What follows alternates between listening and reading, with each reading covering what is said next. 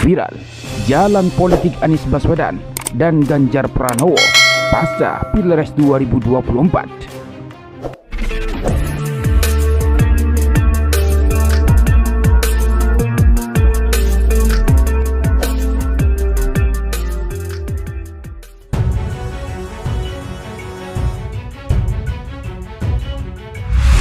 Komisi Pemilihan Umum atau KPU Republik Indonesia telah menetapkan Prabowo Subianto dan Gibran Raka Buming Raka sebagai Presiden dan Wakil Presiden terpilih dalam pemilu 2024.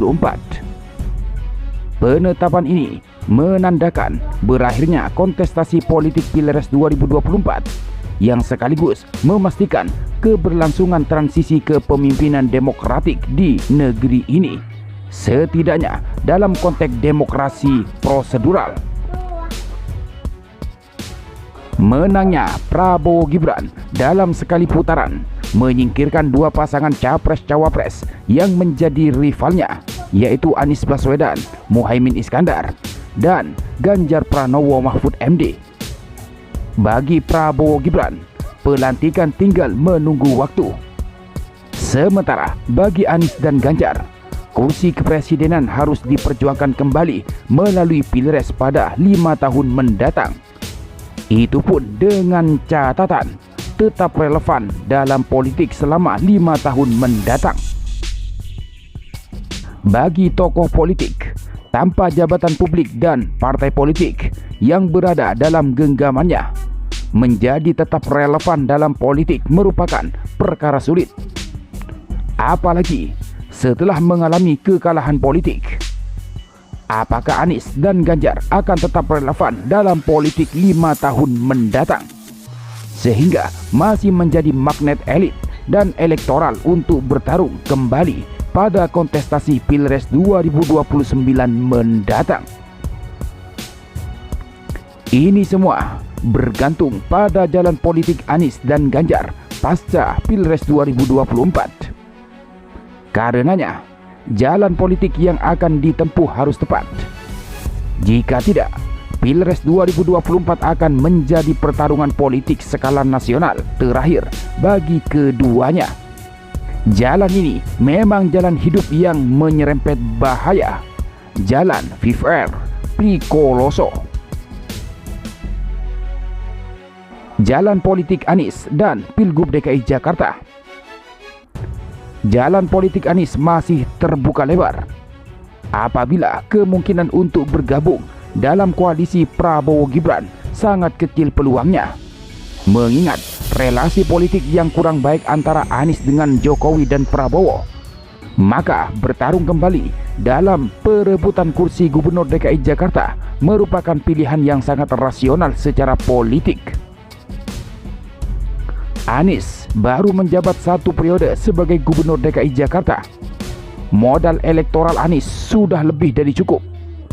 Pada Pilgub DKI Jakarta 2017, putaran kedua, pasangan Anies Sandi menang atas pasangan incumbent Ahok Jarot dengan perolehan suara 57,96% berbanding 42,04%. Kokohnya modal elektoral Anies di Jakarta ini terbukti dari perolehan suaranya pada Pilpres 2024 yang bersaing ketat dengan perolehan suara Prabowo Gibran dan berada jauh di atas perolehan Ganjar Mahfud. Berdasarkan rekapitulasi suara Pilpres 2024 oleh KPU DKI Jakarta, Anies yang berpasangan dengan Ketua Umum PKB Muhaimin Iskandar memperoleh 2.653.762 suara atau 41,07%. Prabowo Gibran memperoleh 2.692.011 suara atau 41,67%.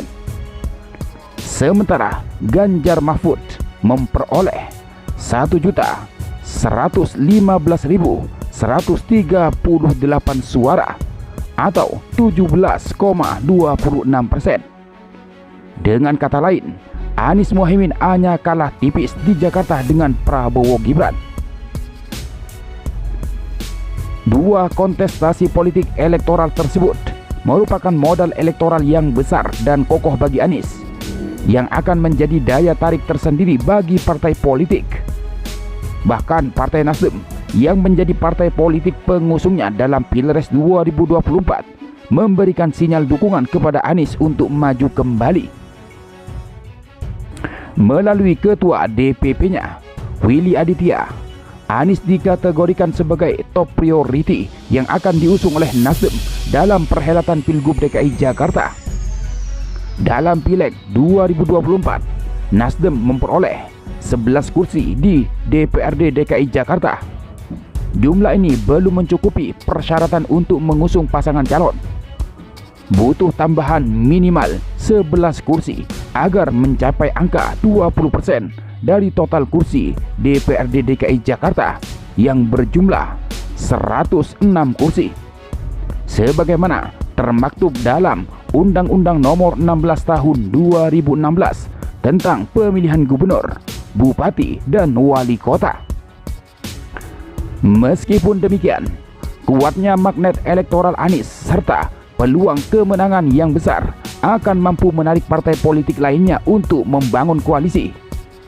Karenanya, jika ingin tetap relevan dalam politik untuk 5 tahun ke depan, Anies harus mengambil kesempatan politik ini. Walaupun ibu kota sudah pindah ke IKN Nusantara, Jakarta masih tetap menjadi barometer politik nasional. Gubernur DKI Jakarta akan menjadi sorotan publik nasional selama 5 tahun mendatang. Oleh karena itu, Anies hanya butuh memperluas pemilihnya dengan menggandeng calon wakil gubernur yang tepat untuk bisa memenangkan Pilgub DKI Jakarta 2024 dalam satu putaran. Sementara jalan politik Ganjar dan PDI Perjuangan. Jalan politik Ganjar lebih sempit ketimbang jalan politik Anies. Tidak seperti Anies yang masih memiliki kesempatan untuk menjadi gubernur yang kedua kalinya.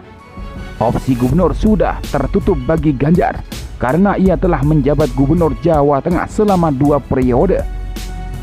Dalam Undang-Undang Nomor 23 Tahun 2014 tentang pemerintahan daerah, masa jabatan kepala daerah adalah 5 tahun dan sesudahnya dapat dipilih kembali dalam jabatan yang sama hanya untuk 1 kali masa jabatan. Pasal 60. Opsi lainnya adalah bergabung ke dalam koalisi Prabowo Gibran dan membidik kursi menteri. Meskipun opsi ini sangat kecil peluangnya, realitas politik mutakhir menyatakan demikian. PDI Perjuangan, partai politik di mana Ganjar bernaung, terus-menerus melancarkan kritik keras terhadap proses pelaksanaan Pilpres 2024, terutama terkait pencalonan Gibran sebagai wakil presiden.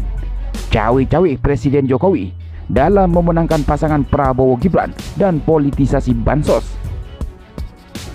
Bahkan PDIP tidak berhenti di Mahkamah Konstitusi atau MK untuk menggugat proses dan hasil Pilpres 2024. PDIP menggugat KPU RI ke Pengadilan Tata Usaha Negara atau PT-UN terkait perbuatan melawan hukum karena meloloskan Gibran sebagai calon wakil presiden. Dengan manuver politik PDIP yang demikian, maka peluang Ganjar untuk bergabung dalam koalisi Prabowo Gibran dan membidik kursi menteri sangatlah kecil. Menurut saya, masih ada satu opsi jalan politik yang bisa ditempuh oleh Ganjar agar tetap relevan secara politik selama 5 tahun mendatang, yaitu menjadi pengurus teras Dewan Pimpinan Pusat atau DPP PDIP.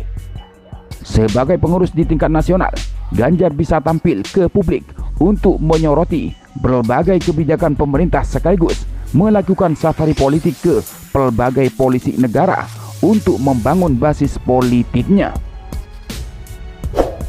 Pertanyaannya, apakah PDIP semudah itu memberikan privilege kepada Ganjar?